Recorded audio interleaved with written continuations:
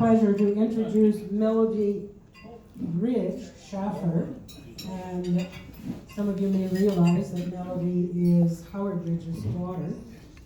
And just a minute, I need to put my glasses on. I forget that I need them, but I do. And she's been a long-time Shellback's member, as Howard was.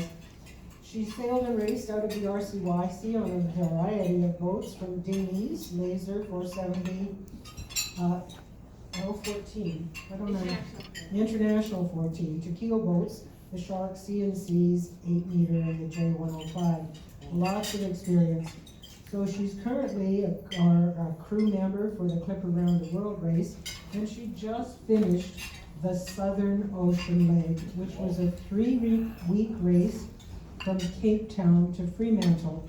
And she will be racing 2 further legs, from Australia to China, and then the China to the US leg. So please give Melodie a warm Shellback welcome. Thank you very much. So I just got back 3 weeks ago from the race, and I leave in 3 days.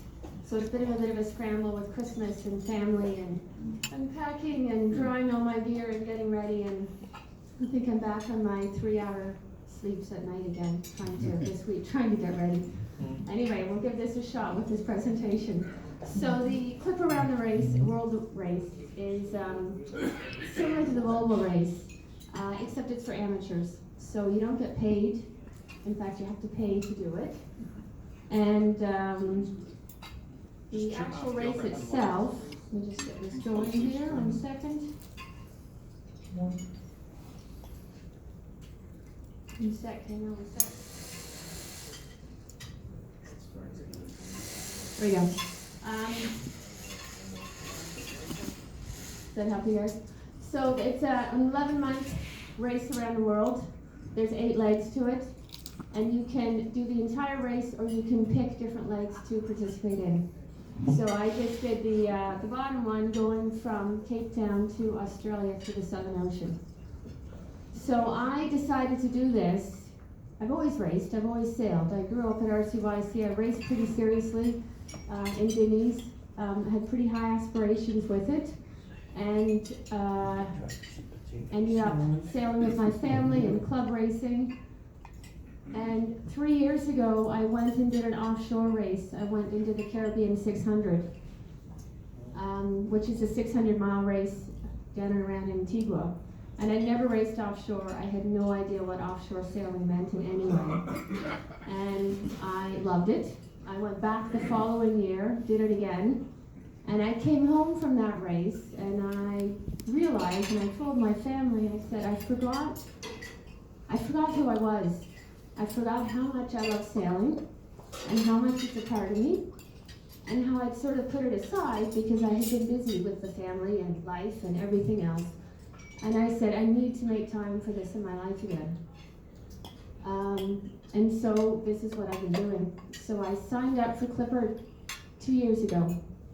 And the application process, you don't have to be a sailor to do it. There's 25,000 applicants. They take 700 approximately. The initial application is just general interest and why, and there's a big question on, do you have grit and determination, and how do you handle a really tricky time in your life? Because they want to know you can push through those hard moments. After the initial phase of the application, they send you 25 questions you're filling out, talking about yourself, talking about how you handle people that you don't get along with. How do you handle living in a very small space? Do you get seasick? So it's not really on the sailing and what's your sailing knowledge, or are you an athlete? It's who you are on the inside, because that's what you need to get through a race like this. After that, you have an interview, and then if you get through the interview, you are in. The boats. Oh, this is giving me a little bit of issues here. Hang on.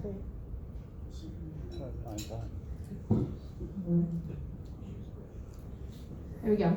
This is a clipper boat, the 70-foot boat designed for the race. There were 12 of them. They're now 11. One, unfortunately, 2 years ago, ran aground and is no longer in service. So it is a 70-foot boat, asymmetrical spinnaker, 20 to 24 crew on the boat. This is a couple shots down below. It looks decent. It looks decent because this is after deep cleaning, so no one's gear is there, and there's no one on the boat.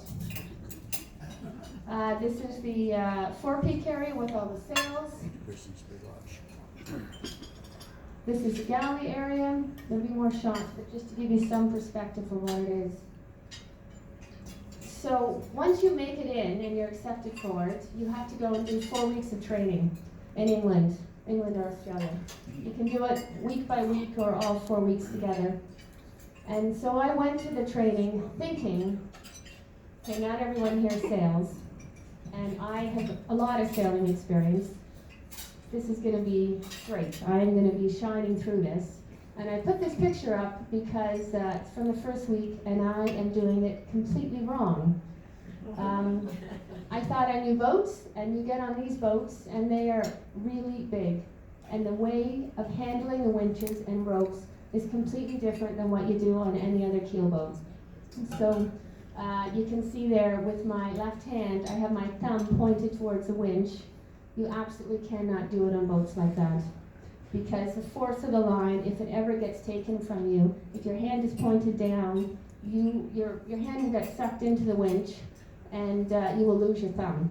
So it's always pinky on top when you're hauling in lines now, because if you're going to lose a finger, you can live without your pinky a lot better than your thumb. So I learned a lot. I was sort of put in my spot the first week. I didn't know a lot, but I learned a lot about big boats. So with the 4 weeks of training, the first week is a lot on safety and winch work. And the second week is sort of mastering your skills as a team, which for me as a racer and a sailor, that was quite straightforward.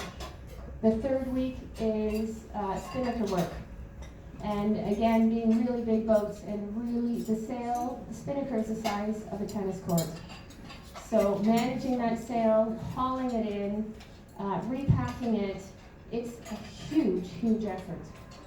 After your 3 weeks, with each week of training, they assess you. And they do that so that after the 3 weeks, they take a look at everyone's levels, and they build their teams up. And they want to try and balance the teams out. So as a stronger, they make sure there's stronger sailors on every boat. And the people who are newer to sailing, because of the training, they learn the basic skills. Because you're on the boat so long, you can learn jobs and build and grow as a sailor while you're doing this. They make sure there's a doctor on every boat, because when you're out on the ocean, there is no one else there to help you. So by week 4, you know your team and you know your boat, and you go back and you practice with your skipper and your team. Each boat has about 50 crew. There's 20 people on at a time, roughly. So some people are doing the whole way around the world, and some people are doing just a leg or two. So that's why the teams are 50 crew in total. So this is during training. Part of what I learned with these boats is everything is so big and so heavy and so hard to manage. So even getting the sails out of the sail locker in the bow, you have to winch it up. You're using a halyard and you're hauling it up because it is just, they're too heavy to manage. This is, I think it's the Yankee sail on deck. You got 6 crew there, and we are all working to set the sail up, because they are just, because of the size of them and what's involved, it's not something you can do on your own or even with a couple crew. There's a lot of work on safety, because again, you're out there on your own and you need to know you can manage any situation. So every week of training, the safety's involved. In your second week of training, you do offshore survival training. So you have a full course on it. They put you in the pool. You are in life rafts. You're practicing rescue situations because you need to know you can handle it if something really does go wrong. Another big area they practice is man overboard. We did it every week of training, literally every single day we did man overboard. You practice tethered man overboard, and you practice man overboard in this situation where you have a rescue swimmer. So the last race, Clipper races every 2 years, they do this event. In the last race, they had 22 people go overboard. So they rescued 22. They rescued 21 successfully. The last person they got, but he had passed away already. So they want to know you can handle this no matter what. It's risky if you're the rescue swimmer. You can imagine you're tethered on, you're tied on, you're being lowered overboard. The boat is crashing through the waves. You have another halyard with you and a hook, and you are trying to swim to the victim and get the other halyard on the victim, and then the two of you get hauled up. But the boat is not stationary, so you're bashing into the boat, you're trying to hold the other victim.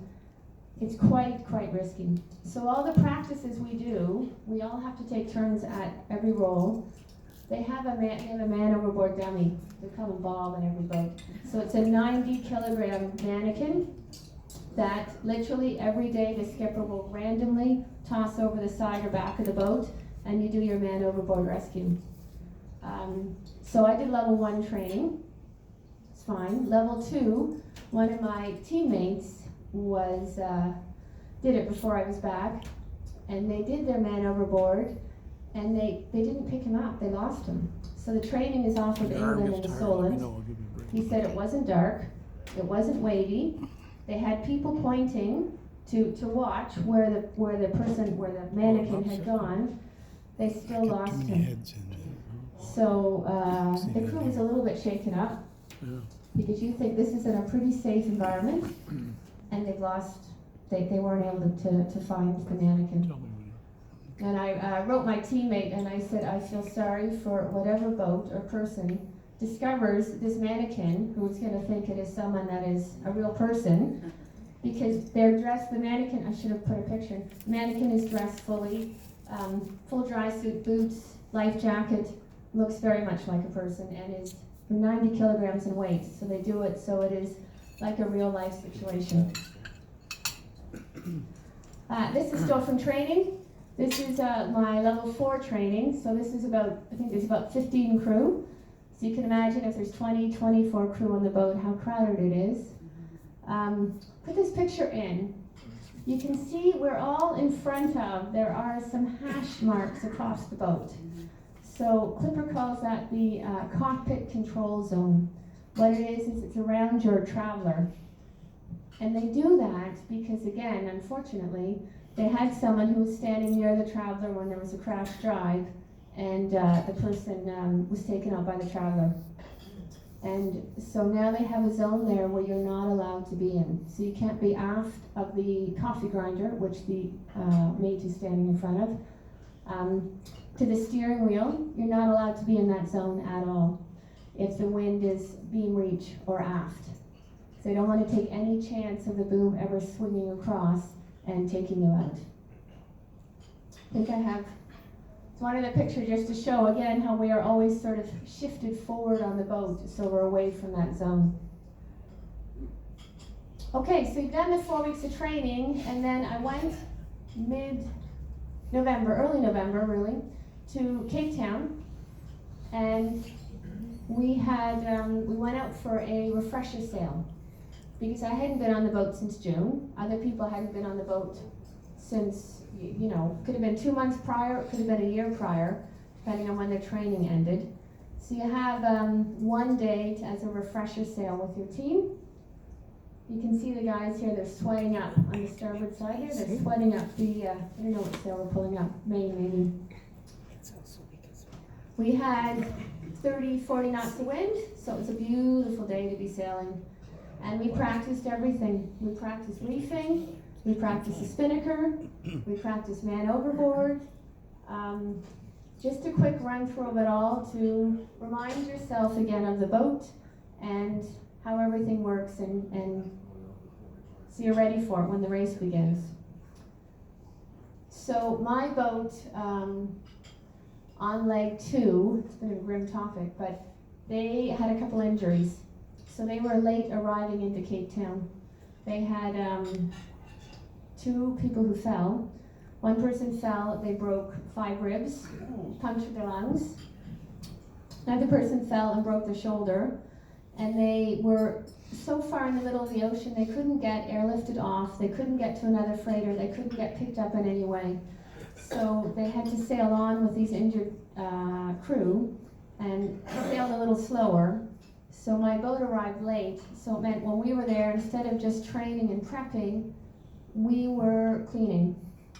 And anyone who has sailed offshore knows that when the boat returns to dock, every single item on the boat gets washed down and cleaned. You have to check everything, you have to get the salt off everything.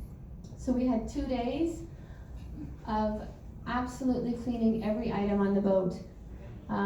These are all the life jackets. Every life jacket is checked again. All the cartridges are checked to make sure that they'll inflate properly.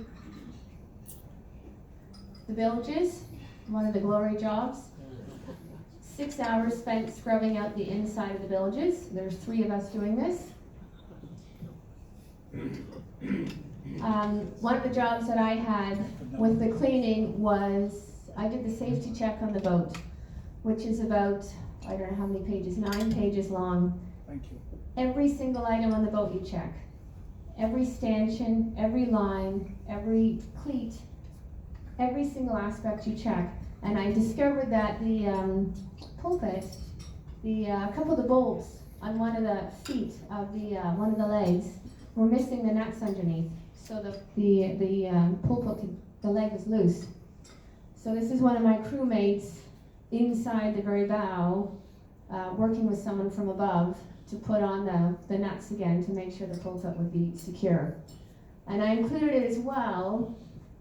These boats are designed just to handle anything, knock on wood, in the ocean. So the very front there is a crash zone. And there's a door which gets bolted on top.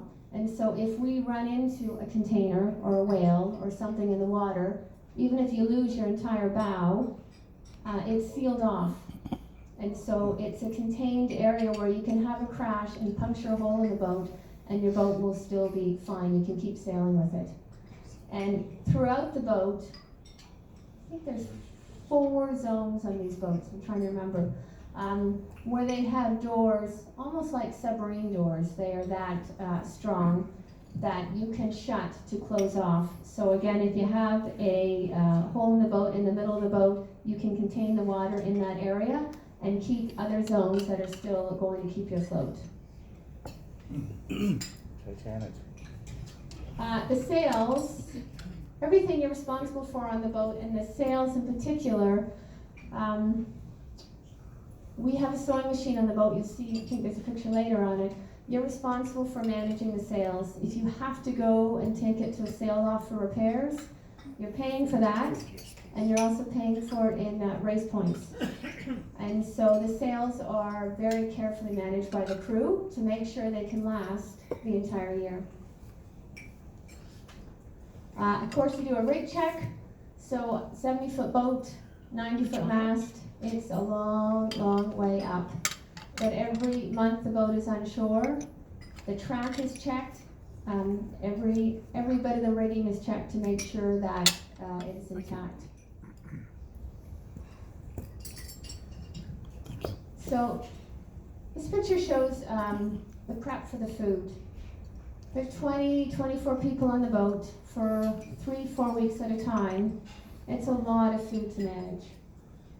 Our skipper, he's a bit, I'm going to say a bit harsh. He only believes in canned food. So some of the other boats had freezers and coolers, and they carried other food with them. We had a tiny little cooler box, that was it. and all of our meals, it was canned. It could be rice and pasta, but everything else we had was canned food. So the preparation for it was every label comes off. You write down what the name is on the can because the labels will fall off anyway. This is Kathy. She's called the victualler, which is the person organizing the food. She had a plan that was 7 days, so every 7 days we had the same meal over again. So you knew Sunday was Sunday because it was chicken curry, and you knew Wednesday was Wednesday because it was chili, and that was what it was. The one nice part with the food, we made fresh bread every day. So the middle of the night shift would make the bread, and at 8 a.m. it would come out of the oven, and they would have 2 loaves of bread for 24 people, so you had 1 slice of fresh bread to enjoy with breakfast, and that was such a treat. So this is a big event. Clipper does a lot of promoting with it, and in Cape Town, the whole waterfront is decked out in promotions and signage about the regatta. And so this is in front of our boat, and it talks about the boat. It has all the crew listed there, what our experience is, what our ages are. They really do a lot to make the most of this event and share it with people who might not know about it. So here's the boats at Cape Town in the evening, and in the daytime they would all have their battle flags up for the different sponsors and names of the boat, and so it's quite dramatic, it's quite impressive to see.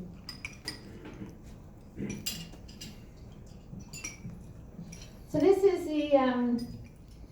from the skippers meeting. They call it the Southern Ocean sleigh ride, this race. We're not supposed to go south of 45 degrees, so there's a little bit of debate where the Southern Ocean really is. Is it south of 40? Is it south of 60? Anyway, so we'll carry on with it being the Southern Ocean sleigh ride, as they call it. They kept us above 45 degrees, so we were out of the iceberg zone.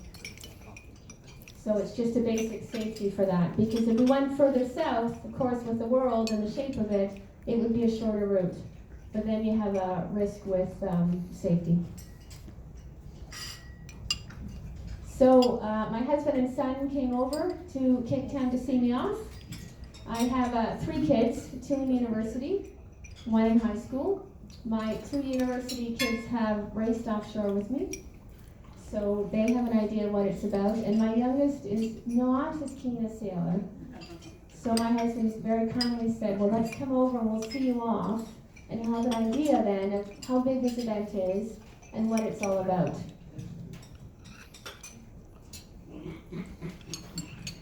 So this is the crew, just as we're about to leave the dock. We were 19. You have a skipper, you have a mate. They call them an AQP, but another qualified person rather than mate, but nonetheless they're a mate. And we also had the media reporter on the boat. So we had 16 working crew, plus the 3 others. The Clipper event is very organized. So not only do you have your race start, it begins before that. So they have it all orchestrated so that every 3 minutes a boat leaves the dock. And you have 30 seconds to slip your lines and be cast free, or again, you face penalty points. So they make it very dramatic. It's great to watch, very exciting that way, because you see boat after boat after boat, very organized, leaving in a very efficient manner. This is heading out just outside of the harbor, and they had, essentially they had a media parade. So there's just the boats lined up for that.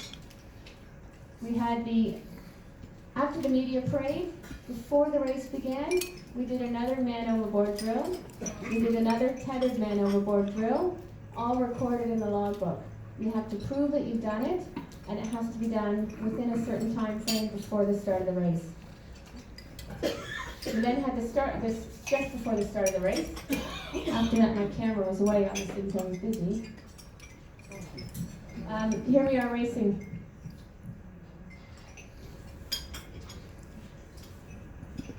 Just a few shots at the beginning of it all. So it's quite dramatic. There were two boats that unfortunately had a collision right at the start. Port starboard collision, and they ended up going back into port and T-bone, big hole in one of the boats. They were at port for 10 days, and they used the boat, the port boat. They took a mold from it to rebuild the starboard boat where the hole was. And they did that within 10 days, and then those two boats left and had a match race off to Australia. So this is our last glimpse of land for 3 weeks. That was goodbye Africa and on to the ocean. This is just one of many moments on deck with the stunning sky you have behind one of the watches there. But the first, second day of racing. So the boat is set up that you have 3 watches. And each watch, it's 5 to 6 people per watch. You're sleeping for 4 hours, you're on standby for 4 hours, and then you're on deck for 4 hours. And when you go on deck, there's always a crossover between the 2 watches for 10, 15, 20 minutes to make sure the new watch is ready to take over. And so the watch leader will have a talk with everyone and explain where they're at. When the new watch is ready to sail and set, the old watch is relieved. So it sounds like you get some breaks and some sleep. You really don't. When you have 4 hours off to sleep, by the time you go below, you get out of your gear, and then you get into your bunk, and you're woken up half an hour before your watch, you get maybe 3 hours sleep at a time. And then when you are on standby watch, you have to be in your full gear, ready to go on deck at any time. So you might be below deck, but you're fully in your sailing gear. If it was the middle of the night, we would be trying to sleep.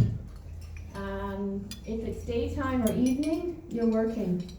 And with the schedule that they had, essentially, for one day you would be on cooking, all the meals for the whole boat. For one day you would be on cleaning, so the heads, the kitchen, the galley, all the walls, every grab bar, every single thing is wiped down. It's done twice a day to make sure there's no chance of, if anyone is ill, you don't want to spread anything. And then you have one day, or third day, is when you get your sort of bonus sleep. So you get a little extra sleep on the third day. So you have your cleaning, and you have your cooking, and you also have your sailing. And so you're still sailing. You're on deck every 8 hours sailing. 4 hours you're sleeping, 4 hours you're working. So it's a very, very busy schedule. And as the days and weeks went on, I wrote some blogs on it. Really, my first thought when I would wake up would be, how long until I sleep again? First moment. And then I think, all right, it's only 8 hours, but more often than not, it was 16 hours. Because the skipper had a setup that there were 2 dog watches during the day, which is 2-hour shifts, which would mean everyone's schedule would shift by 4 hours a day. So if your next sleep is during that 2-hour period, really you're not getting any sleep. Because by the time you get out of gear and into gear, it's not much time to sleep. And on top of that, he would have a midday meeting, which he called the happy hour meeting. And if that's your sleep time, then you miss your sleep as well. And I was a watch leader, and he would often have meetings in the middle of the day during those shorter periods, and so I would miss my sleep then as well. So I got used to sleeping 3 hours every 16.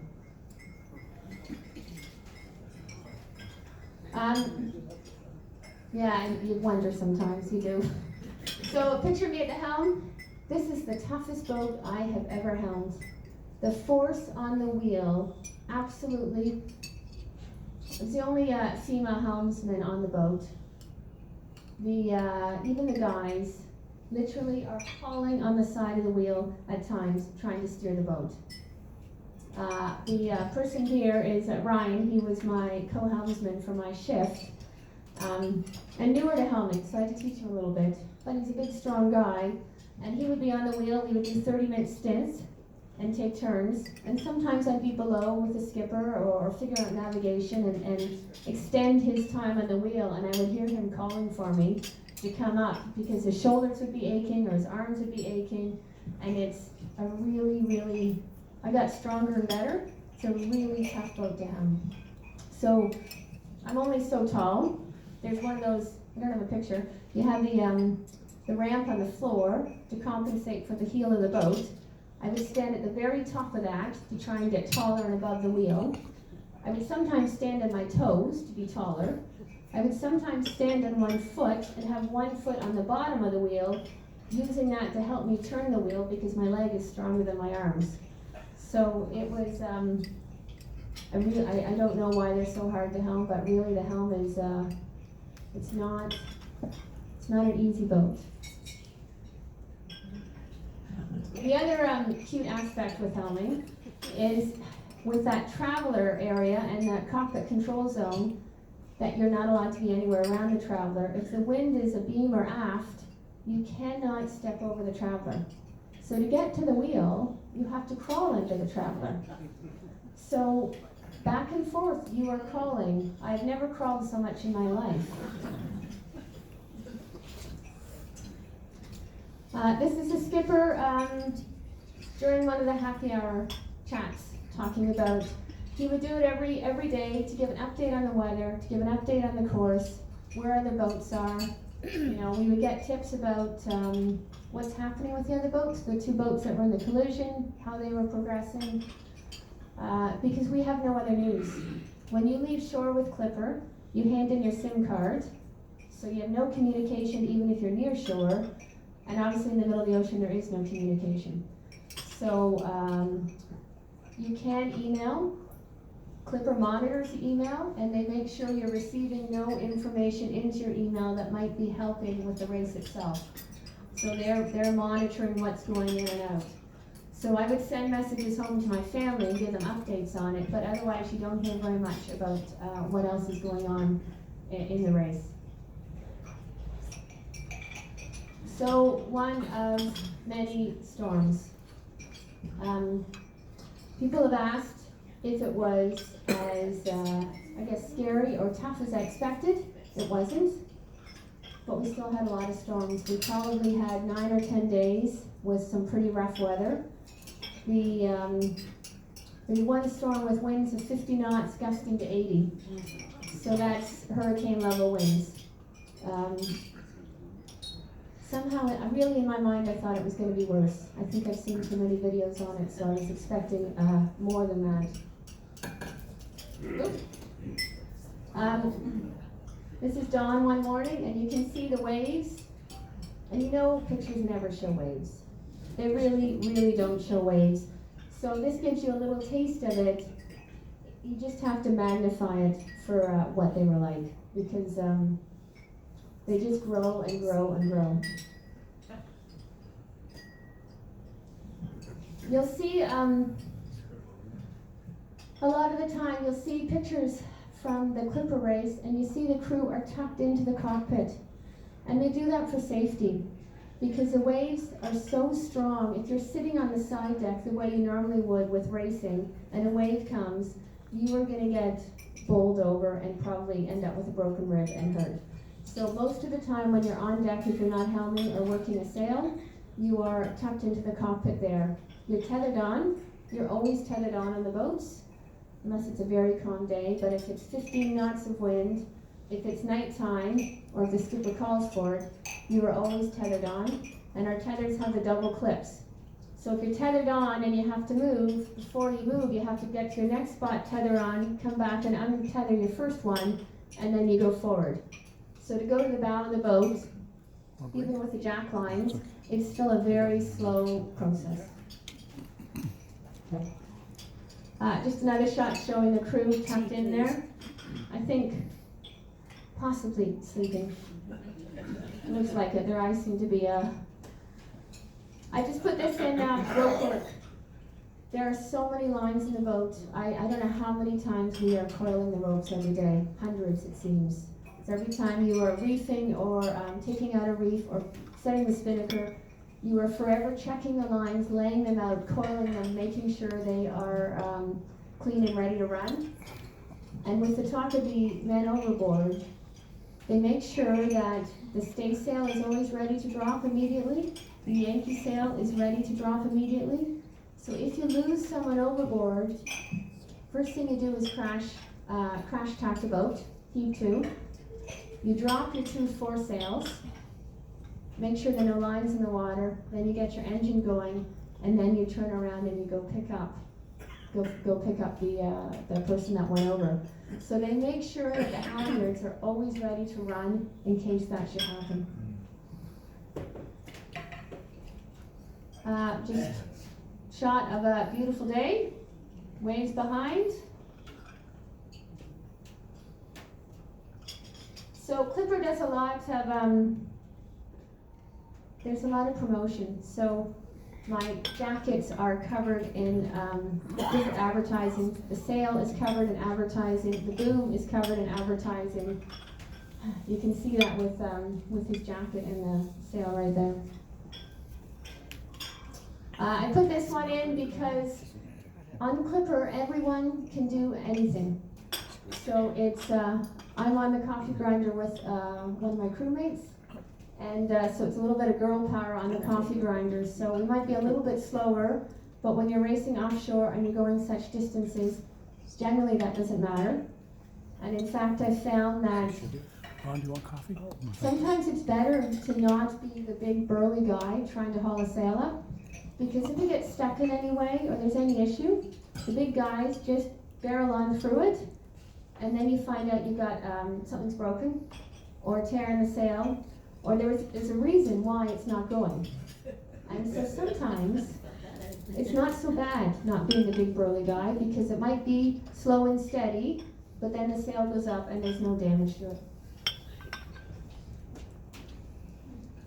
Just hanging out. This is to my watch.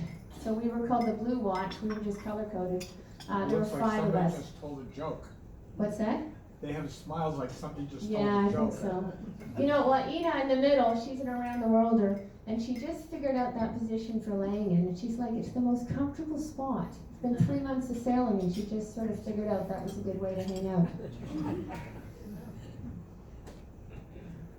I just put this up because I love the spinnaker. I love seeing it up and having that reminder of when you're flying it, the race of your life, the experience of your life. That's what this is supposed to be. So it is the race of your life. It is a great experience. It's also really tiring. So on standby, you can see we're in our gear. If we weren't cleaning and we weren't doing maintenance and we weren't cooking, we would try and sleep. And we're on the floor there because the boat is on a big heel, and if we were on the saloon bench, we would be falling off it. So I got pretty used to, at the beginning we slept on a cushion on the ground, and after about a week they were so wet that there was no point with that.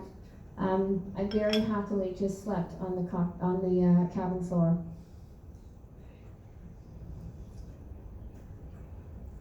So I put this in, my kids tucked this in for me, and it was so appreciated because when you sail offshore, they talk about peaks and troughs. You have great moments, and it's exhilarating, or it's beautiful, or you have a laugh with someone, or you have those magical moments watching the stars, and then you have the troughs where you're tired, or you're dehydrated and you have a headache, or you're frustrated with someone, or you're cold and wet, which we were for many days. And my kids tucked this into my bag before I left shore, and so I had all these different cards that I could open depending on what was going on. And a couple of the days I took it and I just had it in my foul weather pants in the pocket. I hadn't even read it yet, but I just sort of knew they were with me, and it was really very, very sweet.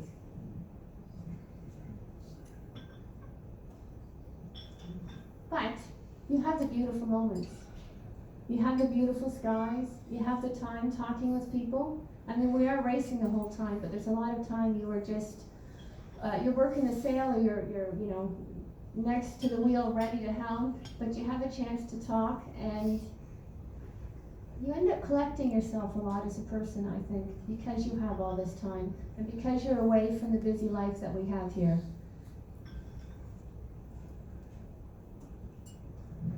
Sun and Ocean is famous for the albatross.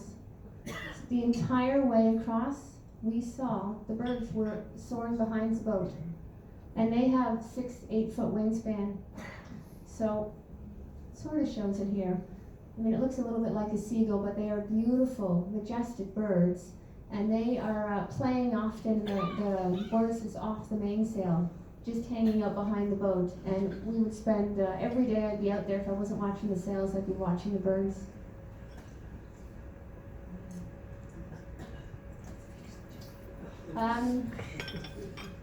This morning we went, just before we went on deck, it was 4 a.m.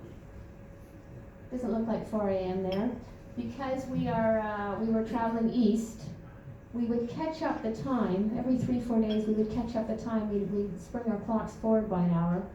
But when we were just before that point, you would go on deck at 4 a.m. and the sun was fully up. 3:30 a.m. the sun was fully up. So we had our standby watch, midnight to 4 a.m., and we could hear the rain bucketing down, like torrential rain. And so we had to go on deck, and it's like, oh, okay, this is going to be a really hard shift. Put on the ski goggles, because the previous day when the rain came down, it was so harsh in my face, it was stinging. Went on deck, and we were treated to whales that were with us for about 45 minutes. And so there's 2 of them there. You can just see where on the left side, one is just blown, but he's gone under. So the crew, you'll see, they're all looking backwards. I happened to be on the wheel first, so I didn't really get to see the whales very much because I was steering the boat. Everyone else was entertained, and I was had to be eyes forward. And I wrote about it in my blog that we had the media reporter on the boat, so she was out with her camera, and she was so excited, and she's at the shrouds, and every time the whales would come up, she'd scream, there they are, and everyone would look, and I just had my eyes forward. So this is when I got to see the whales, really. I put this in. You get such gorgeous sunsets on the water. Sunrises, sunsets, the stars. I don't know how to share how beautiful it is. So I am flying the spinnaker there, but not really since I'm looking backwards at the sunset, but taking a moment to appreciate it. Any green flashes? One in the cruise side. I've never seen it. One in the cruise side. I've never. You've seen it? I haven't had that. I keep trying. I put this in. These are my 2 of my crewmates. They were called the Bilge Brothers. So we had different cleaning jobs. We just would rotate through and take turns. And one was doing the galley, one was doing the heads, and one was cleaning on the bilges, pumping it all out. And these 2 guys jumped on doing the bilges, which was great. I mean, none of the jobs were fun, but you just do it. They also loved to cook. So they went from being the Bilge Brothers, you do that 2 shifts in a row where you're cleaning, and then right away you're on cooking duty, and they were then the chefs. So we had a lot of jokes about how the Bilge Brothers had made lunch or had made dinner that day. All right, life below deck. It's very different than those lovely pictures I showed at the beginning with the deep clean. We had 2 wet lockers, and they are aptly named. When you have this much foul weather gear, it never dries. So probably 4 days in until the last day or 2, I was wet. My foul weather gear was wet. Even I brought it here, I'll show it after. Even though it is the very top of the top, Clipper gives it to you. You just, nothing truly can keep out all the water. And when you jam it into a wet locker there to take it off, it's not going to dry. The Bilge brothers and one other crewmate working on making a meal. Frustrating job. Frustrating, yeah, sometimes the food is rolling away on you for sure. I put this in because past my feet at the end there is one of the heads.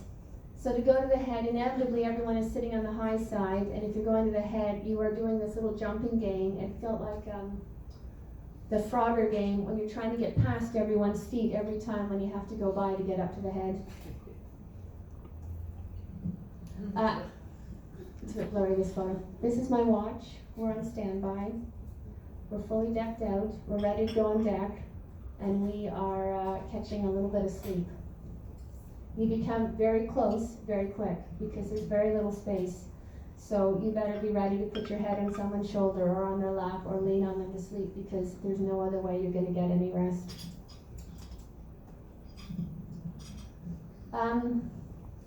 So my watch again. One guy's doing the dishes, the other guy that's leaning over is helping with the dishes. And then Ina and Kathy, any sail repairs you have to do on the boat. We have a sewing machine, but this was some small repairs. We had some tiny pinhole pricks and spinnaker. And they spent 10 hours hand sewing all of the patches for the spinnaker. So half of the saloon was taken up by the sail. Again, you have to imagine it's the size of a tennis court, and you are trying to find teeny tiny pinhole pricks, do the repairs, and manage in this very small space. Okay, I've got a video coming up. Let's see if it works. I don't know if it's volume. How do we do volume?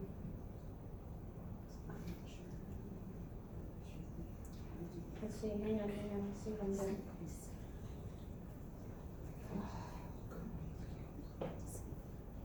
Wow, you're gonna imagine we're singing Bohemian Rhapsody. We have some, it's okay, sorry. We have some, you have fun moments, you have to have lots of laughs, you have to be there for each other, and so that's what we're doing here, having a little moment. She's reading socks. Yes, that she was a media reporter on the boat, so she got 8 hours sleep every night. Wonderful person, great photos, but she had a little bit more time for herself. So remember I spoke about the bunks. Mine is the top bit there. Above the blue lee cloth, that tiny little space. There are, I don't know, maybe 22 bunks on the boat, but some get used for the sail, some get used for food, so there's about 10 bunks, so you're hot bunking. Someone is in the bunk sleeping, someone is on deck working, and you share. I had my own bunk, which was lovely, but I had my own bunk because it was a tiny little, it's called the coffin bunk, a tiny little space. Yeah, so you see my left hand there, under the piping from the engine, I would duck under that to get into my bunk. That's it, that's the space I had for 3.5 weeks. And if you can imagine, I tried to write about it, that's the height. I couldn't even hold a book up to read. And I would get in that way, my lee cloth tied at my feet. So I would have to bend over in this tiny little space in half in this little yoga move to get to my feet to tie the lee cloth off and then stretch back out to go back to bed. There's no handholds for my bunk anyway. So to get into it, when the boat was heeling and it was sort of uphill, I literally had to dive into that little space and pull myself in. All right, at the nav station with the skipper, you can see by the little slits of our eyes how tired we are. I put this in to show night sailing. I can never get a picture that depicts it. There's just no way of showing what it is to sail at night. You see nothing. Nothing, nothing, nothing, nothing on the ocean. There's not a darker place out there. Our skipper doesn't believe in using lights on the boat. So a lot of boats you can use your red lights if you're working a line. He doesn't believe in that, so you have to just know all the lines. You have to know the order of them all, and you are doing it without any light at all. And when you're helming a boat at night, you can't see the waves, you can't see gusts, you can't see anything, so you're reacting now. You get into a flow with the waves, but there's always some that throw you a bit, and instead of knowing what's coming, you are just reacting. And I would find, the nights that I was tired, you'd be seeing sort of wave shapes to your side, and a couple of nights I was so tired, and honestly, they were like morphing into monster shapes because I was just becoming like delirious, and I was like, whew, time for someone else to be on the wheel. Life below deck, at night, red light. Again, our skipper doesn't even want red lights on at night, so a lot of the time we didn't even get a red light on down below. Another watch waiting to go on deck. This is someone about to head up. Sunrise. They're stunning. I just put it in. Again, you can't capture it. Absolutely gorgeous moments. This is my watch at dawn one morning. We took a quick moment for ourselves to enjoy the time being together. I've got to say, the friendships you form when you sail offshore, for the most part, are ones you'll have for the rest of your life. You might only know someone for 2 weeks. A couple of regattas and events that I've done now, because I'm doing quite a bit of offshore. I am such close friends with those people because you were spending almost every minute of the day together. You were going up to people that you would never normally do this, and you'd say, I need help. I don't know, I need help with my Velcro, or I need help with something with my boots, can't get my boots off. So you're down on your hands and knees and you're helping someone else out. You're there for them when they're throwing up and they're seasick, and you're taking their barf bags and putting it to the side, or you're getting them water to help them out. You are caring on such a different and intimate level. And I think a lot of life, in the city, in our busyness, we miss out on that. So that's really special to have that opportunity. Yeah, I'm sleeping again. It seems like I do it a lot, I really don't. I don't know why I put this one in, just a lovely shot of the boat. Down below, we have, when it's really windy, we would put lines across so we could get from one side of the boat to the other and not fall. You can also see the water bottles. We would all have our water bottles there so they were quick to get. And you can see in the top corner there the clock, which had some tough times. So we, this is how you would know when you had to be on deck. And so you would got the hour hand worked, so you could vaguely interpret the hour hand. The minute hand just dangled, and then we just turned it on to a tap meter or a healing gauge. And it would just swing as we were going. So if you read down number 3, this is where we were heading. Area temporarily dangerous to navigation due to rocket launch. So we're in the middle of the ocean, and about 5 days before we hit this area, this news alert came out. The US was doing missile testing, and they picked a remote place in the world to practice. And it was exactly where we were going to be with our navigation. So we had to alter course a little bit. One of the windier moments on the boat. This is pretty common. This is my blogs. I titled Life at 45 Degrees because most of the time the boat was on an angle like this. Okay, I have a video that I hope I'm lucky and it comes up. This is from, there is audio, but we're not going to get it. This is from leg 2. This is from South America to Cape Town. No, it's not. This is just approaching South America, leg 1. This is the boat I did the training on. And so they got caught in some heavy weather. The winds got up to 80 knots. I can't skip ahead to get to it. We'll just wait. It's a 2-minute video. You'll see the storms building. trying to get the sails down. So the AQP, that is the mate, and he was talking about the storm as it was building. That's the skipper. And just wait, watch this. Oh my God. That is part of what the experience is on the boats. We've all had those moments. So,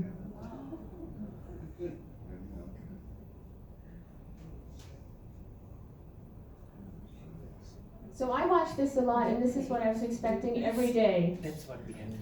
We didn't have this every day, but we did have moments of.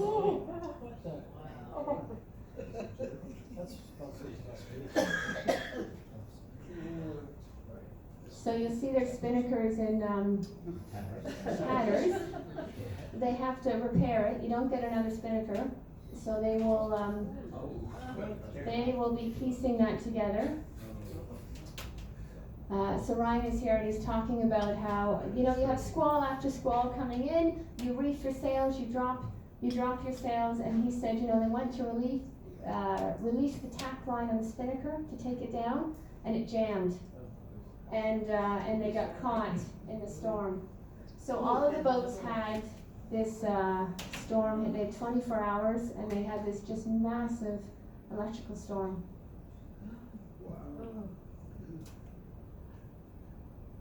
God, imagine if you got hit by lightning. Gives you an idea of night sailing and what you see, which is not very much. Okay. I thought it was raging around here.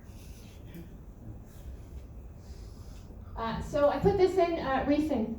I don't know how many times a day we reef the sails, up, down, up, down, up, down. You try and do it ahead of time, right? If you know bad weather is coming, a few hours ahead of time, especially on long distance, it's better to put the reef in, make sure the boat is safe, make sure the sail is safe, make sure the crew is safe.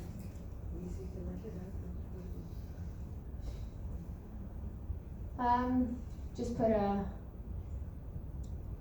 lovely picture of flying the spinnaker that is still in